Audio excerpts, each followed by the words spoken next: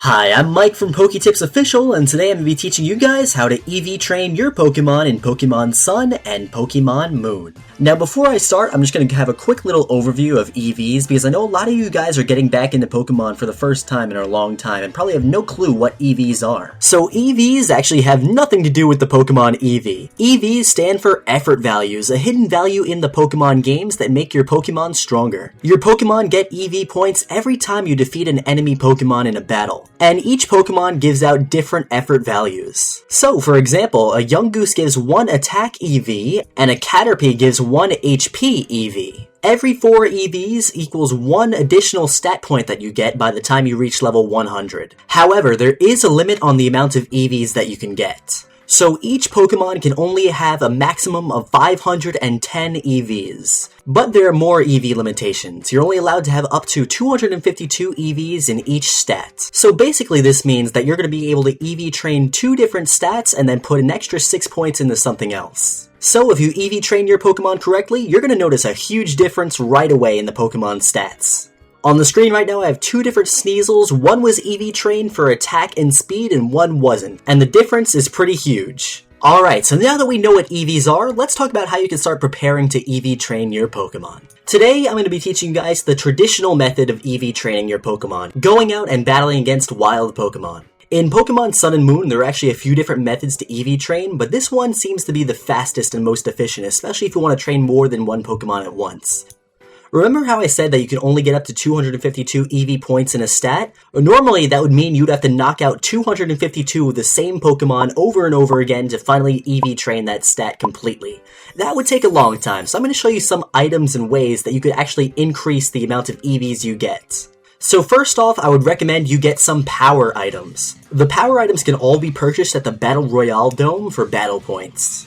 And the reason it's so important to get the power items is because the power items actually give 8 additional EV points whenever you knock out a Pokemon, which will save you a lot of time. So let's say you were EV training for speed. You knocked out 1 Spearow, which normally gives 1 speed EV. If the Pokemon you want to EV train is holding the power Anklet, which adds speed EVs, it'll get 9 EVs for speed instead of just 1, which is so much better. So there are 6 different power items and they're all used for different stats. The Power Bracer is for attack EVs, the Power Belt is for defense EVs, the Power Lens is for special attack EVs, the Power Band is for special defense. The Power Anklet, like I already mentioned before, is for speed EVs, and the Power Weight is for HP EVs. Next up, if you can, try and get the Pokerus virus. So the Pokerus virus is pretty rare in the Pokemon universe, but if you're lucky enough to find a Pokemon that has Pokerus, it's very, very good for EV training. A Pokemon with Pokerus will get double the amount of EVs that a Pokemon without Pokerus would. So if your Pokemon was holding a battle item and had Pokerus, let's say you went and knocked out 1 Spearow, instead of getting 1 EV, you'd get 9 for the battle items and then another 9 from Pokerus.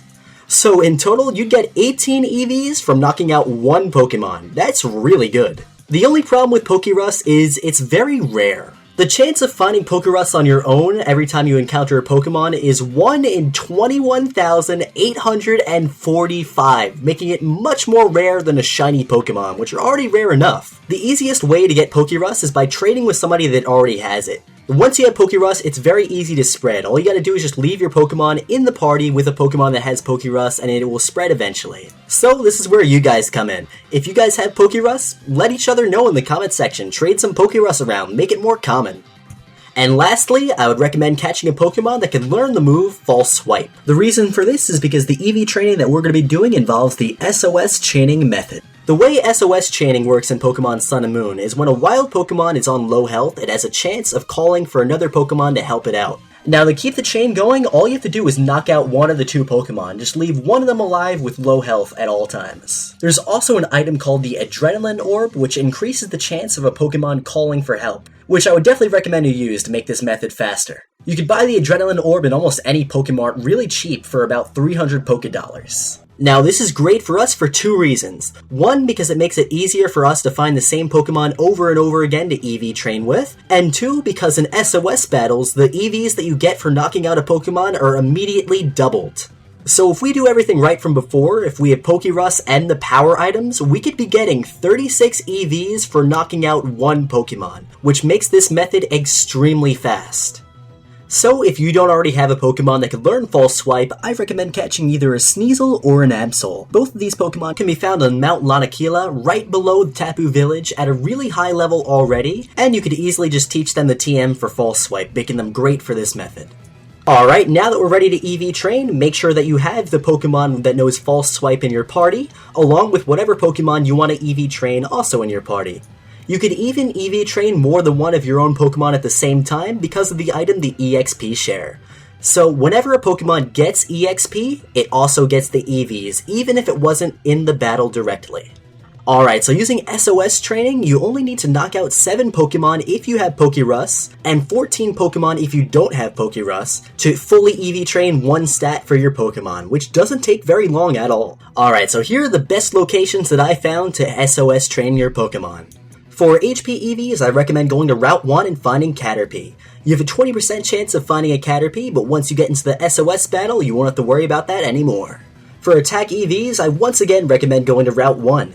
This time you could battle either Pikipek or Yungoos, and they both give 1 Attack Eevees, so in total you have a 60% chance of finding them right off the bat. For Defense Eevees, I recommend going to Route 12 and finding a Geodude. Geodudes are pretty common, with a 40% encounter rate, and they give 1 defense EV per knockout. Do be careful though, because these Geodude do learn self-destruct. For special attack EVs, I recommend going to the cemetery and finding Ghastly. Now Ghastly, you have a 50% chance to encounter it whenever you go in the grass there, and they give 1 special attack EV per knockout. However, Ghastly is also a ghost type, so you won't be able to hit it with False Swipe, so keep that in mind when you go there. For special defense EVs, I recommend going to the Melibelly Sea and finding Tentacool. So Tentacools give 1 special defense EV each time you knock them out, and you have a 40% chance of finding them. And finally, for speed EVs, I recommend going to Route 3 and finding either a Spearow, Cutiefly, or Delibird. All 3 of these Pokemon give 1 speed EV, so you have a 70% chance of finding something on your first try here. Alright everybody, so that's how you EV train in Pokemon Sun and Moon. If this video helped you, remember to give it a thumbs up and even subscribe for more content just like this. Thank you all for watching, I really appreciate it, and I hope you all have a great day.